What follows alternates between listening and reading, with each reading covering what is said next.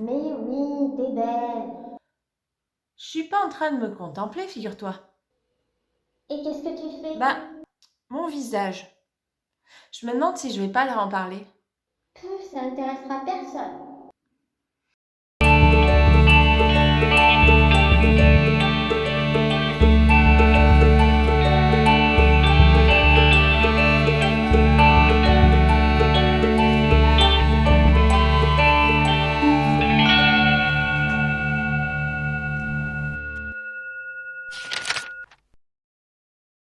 Salut, salut!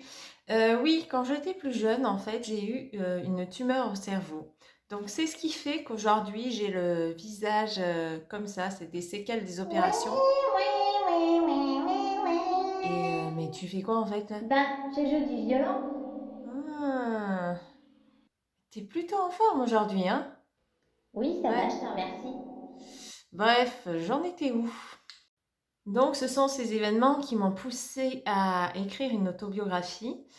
10 ans plus tard, il m'a fallu le temps de me remettre de tout ça et de me sentir prête à me confronter à certaines choses que j'avais vécues. Et puis, il était temps, hein, parce que dans ma vie, je voyais bien que j'avançais pas, qu'il y avait toujours quelque chose qui pesait sur moi. C'était ce lourd passé. Euh, T'étais au fond du trou, ouais. et notamment, ça me bloquait dans mes démarches d'écriture.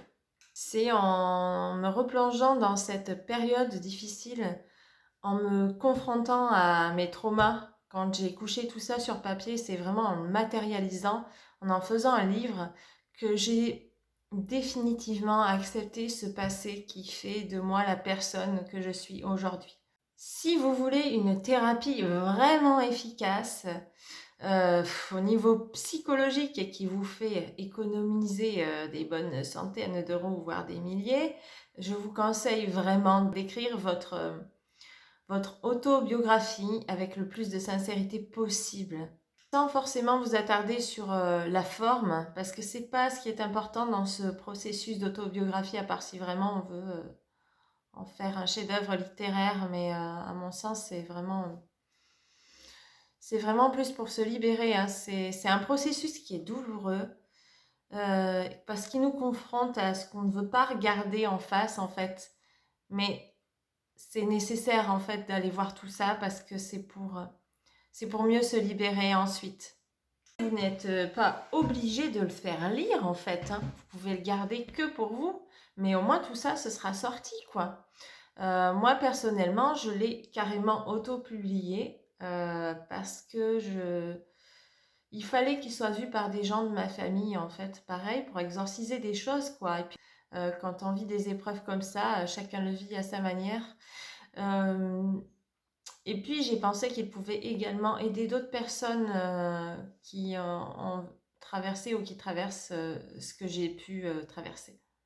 Ça fait beaucoup de traversées, non? Pour ma part, j'ai mis plus d'1 an à rédiger cette autobiographie, hein. Pourtant, il ne fait que 160 pages. Euh, voilà, c'était tellement inconfortable que j'ai même passé des mois sans écrire cet ouvrage. Mais vraiment, je regrette pas d'avoir été au bout. Tiens, d'ailleurs, je vous le montre. Ça s'appelle L'âme a dit. Voilà. C'est vraiment cette démarche qui m'a permis de tourner la page de... et de pouvoir maintenant écrire sur un tas d'autres sujets, quoi. Je me sens plus bloquée à ce niveau-là. T'as plein d'autres blocages. Oui, mais ça va, on va pas étaler toute ma vie non plus. On va essayer de rester dans le thème hein, pour cette vidéo. Bon. Cette autobiographie, c'est pas une complainte, celle que j'ai écrite, parce que ça explique vraiment ce que ça m'a apporté, cette période de maladie, et la façon dont j'ai traversé les événements, en fait, toutes ces épreuves, en ayant une compréhension, une vision plus large, ouverte et positive. Voilà, j'ai terminé pour cette vidéo. Je ferai une autre vidéo sur les autobiographies, là d'un côté plus technique en fait, de comment je m'y suis prise, même si c'était pas vraiment très technique parce que C'était mon premier roman. Mais on peut toujours parler